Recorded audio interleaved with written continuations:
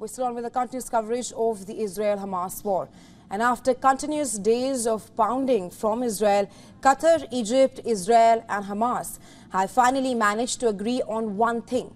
To begin with, the Rafah crossing was finally opened for civilians for the first time since the war began on October 7th. Long before the gates were opened, families were seen queuing up with their luggage.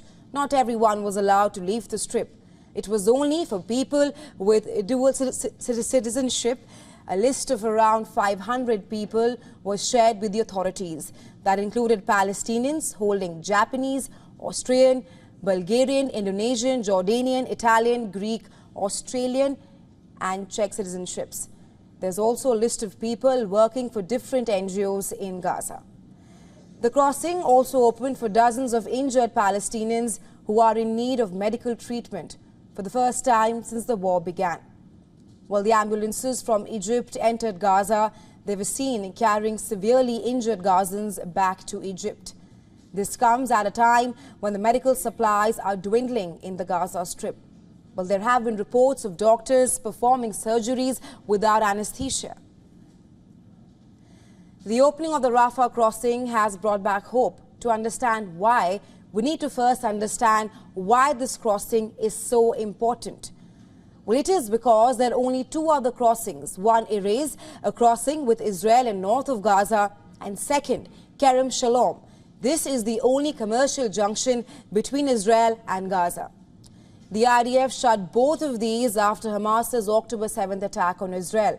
And this leaves the Rafah border as the only point of entry and exit from Gaza.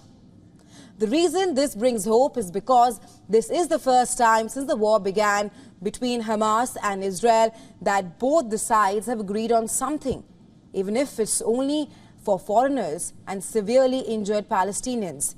It shows that not all channels of communication have been cut off completely.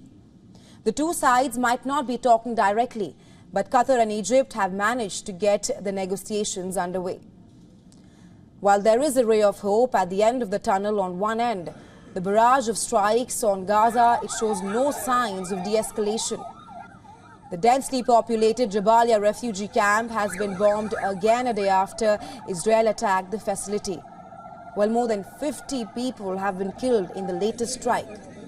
But Hamas's statement says that 400 people have died in the attack.